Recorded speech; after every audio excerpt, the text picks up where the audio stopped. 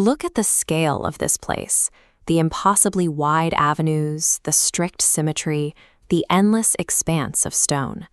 These lines were drafted in London, thousands of miles away, to ensure a small island nation could oversee millions of people from a single centralized point. By the early 20th century, the British Empire needed a way to manage the sheer geographic span and population density of the Indian subcontinent. Control required more than just soldiers and laws. It required a specific kind of physical landscape, one built from the ground up to support foreign rule. This strategy turned the work of laying bricks and plotting street grids into a method for maintaining a clear, visible hierarchy over the land. Long before they built those grand avenues, the British arrived in India with a single, highly practical goal: extracting wealth and resources for export. To achieve this, they established presidency cities: Calcutta, Bombay, and Madras. Placed on the coast, these hubs created a specialized circuit. Their layout focused on gathering raw materials from the interior, processing them, and loading them onto outbound ships. On the ground, these places were utilitarian hubs. The shorelines were dominated by transport ships and heavy warehouses built strictly for moving cargo.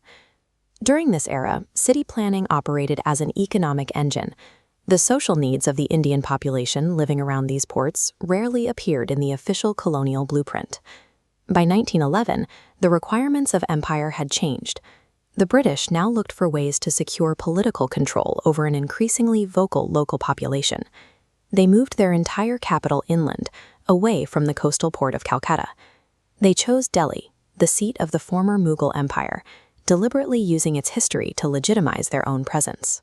They hired architects Edwin Lutyens and Herbert Baker with a specific mandate: build a capital that looked permanent and unshakable.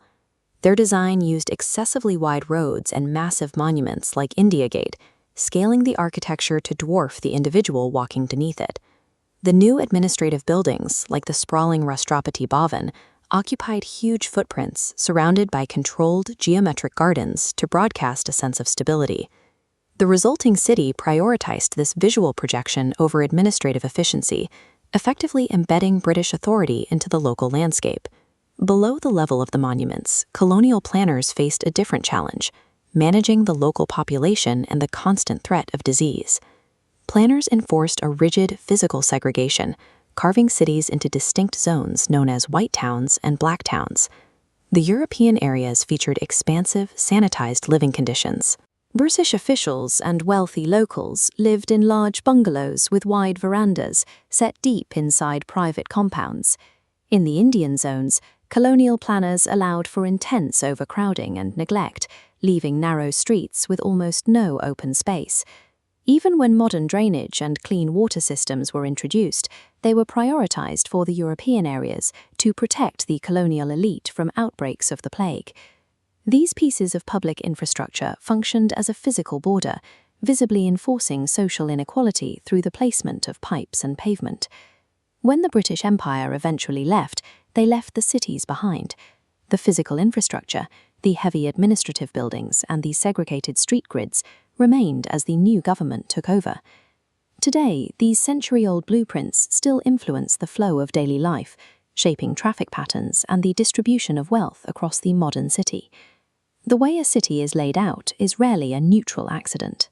Every avenue and boundary serves as a record of who once held power, who was marginalized, and how authority was built, brick by brick.